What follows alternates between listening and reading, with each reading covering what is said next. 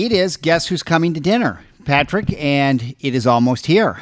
It's almost here, but the play almost became a topic for guess who's going to be coming to dinner. I know, I wanted to say that, but I didn't. I thought I'll let you say that. Yeah, but I will preempt what I'm going to say. Our lovely and very talented director, Anita Gonzalez, said in a read-through yesterday, the people that are in this room are the ones that are meant to be here, and she couldn't be more right.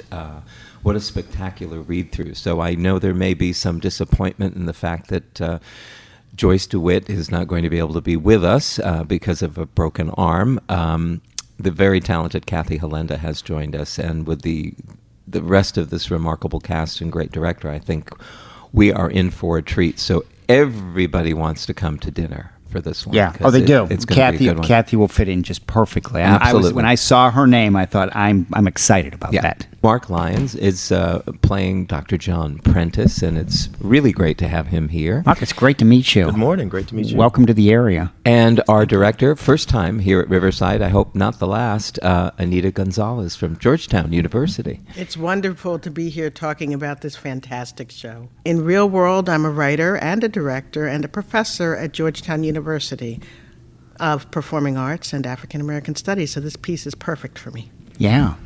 Speaking of the show itself, wow, what a time for this! And this is I can't wait.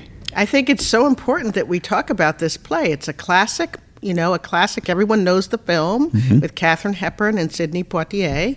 And it's so great to see this play coming to Fredericksburg at this particular time. I think that it raises questions about who we are and who we think we should love that are very important for us to consider as we think about how we can bridge different kinds of racial divides in this society today. And I just think something like this, just like you say, to be able to think these issues through. Who knows what happens the couple of hours you're sitting at Riverside? You walk out. Hopefully, you walk out a different person. Absolutely, you get to see the real questions that human beings bring to the table about how they think of themselves, but at the same time you get to laugh and enjoy the humor of the piece. I mean, the piece is really a comedy in some ways, but it's also a chance for the characters of the play to engage with pertinent issues about how they think about who they are as a family, who they're able to love, who should or should not be a part of the world. And I think all of that came out in the reading we did, as well as our first rehearsal processes. We spent a lot of time in rehearsal talking about what our own backgrounds are and how we come to this topic that was revealed through the play itself. Does that often happen before, when you do a read-through, that you talk about so many personal experiences, or is that because of the topic in this show? Well, I think the process of table work always involves talking about the dramaturgy. Yeah. And so at the core issue of this play are issues of race and issues of class and issues of what it means to bring a black person into the home of an upper-class white family. And I think that what's interesting about this version of the play is that the play is actually half black and half white, because we also learn about the other family that comes from a different community. And I think that, for me, dramaturgy also always touches on personal issues in some ways, or else the actors can't bring their emotive souls to the work that we're doing. So, yes, it was good to talk about it at this table talk, but I think it's also part of the dramaturgical process in general, how we can bring our own personal experiences to the world of the play. I've never heard of dramaturgy. Oh, that's a good question. See? I have never heard that word ever. Oh, good. So dramaturgy is where you analyze the meaning and significance of the play to make sure it resonates for the audiences. I mean, it might involve, I know you heard of director's notes, where directors write about why they're doing the play and why do it now and who we're doing it for and why it's important now. So the dramaturg can look into the history of the play itself. So they, for example, could compare the play script today to the original film. They also can help to research the period of 1967, and they also help to identify what are the core ideas that the playwright is trying to communicate in the play. So that's, but we call it dramaturgy. It's a fancy word. It's based on the German dramaturgy. But but it just means how we think about what the play means for audiences today. As soon as you said it, Patrick was, shaking his head. So I knew you all were. No, it's a good thing. It's a good thing. Yeah. So you learn something new. I do. Every day. I did. That's my thing to learn for today. Good. Dramaturgy. Good.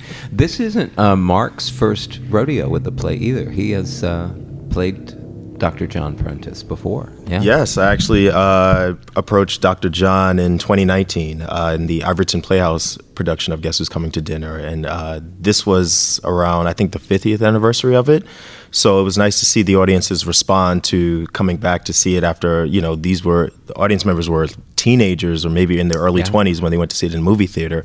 So now seeing it up on the stage, it brought back a lot of memories. And for them, we were talking about this yesterday, it pretty much was just a great night at the theater as much as it was just a political play. I think now in today's climate, the audiences that see it, they see it more from a different standpoint. So that's nice to see the bridging of the gap between the generations. Everyone comes to the table with something different. This was the daily lives of so many of not just distant people that I've never met, but relatives. We talk about Tilly the maid, and I'm the descendant of my great grandparents, and my grandmother was a domestic. She worked in the homes of Caucasians for years and always talked about it, always spoke so highly of it. And now I was like, I would never, could never.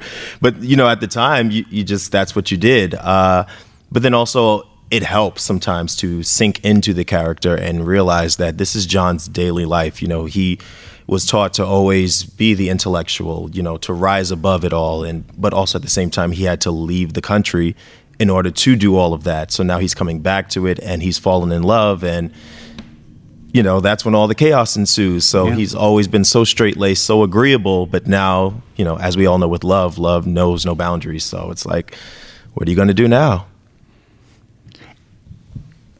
And it's going to be one of those kind of shows, Patrick, I think, where there are going to be a lot of times in the show where I think that the audience, there'll be the uncomfortable nature of the whole thing, or just the dynamics with the audience this is going to be one of those kind of plays. Absolutely, but that's what it's for. Right. I hope that happens. I hope it. I think people are going to come with the idea that it will stir some things up in them, and for those people who think that they're coming to see a musical, because we mainly do musicals, they might be thinking, oh, is this Guess Who's Coming to Dinner the musical? Well, they'll get a little bit of a shock, but all in all, I just think the arts, especially in the world that we live in today, are so important to collectively bring people together to experience great theater, but to also experience it, how it affects their own lives at this time. So it's, I always like to do, like I said earlier, something that will make a difference. It's not just about hearing somebody sing a great song or hearing an actor deliver a great monologue, but it's what you take away. And that excites me, and it excites me about this group. I'm excited to see the idea of the play coming to the stage here in Fredericksburg.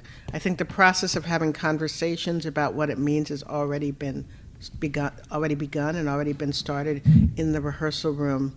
As an African American woman, I was speaking today to my husband, who happens to be white, about it, and he was talking about how inside of you are often things that you don't really realize that you're holding on to until it comes close to home and to the family. And then you suddenly have to kind of question and confront ideals that you've had that you thought were one thing but may not be another. And that's what we see in our central character of Matt.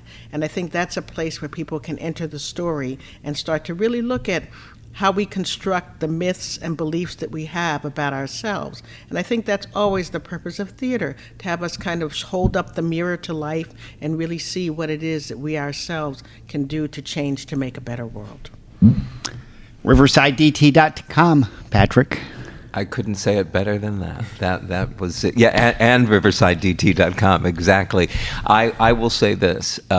This is going to be a piece of theater that I just know it's going to be terrific.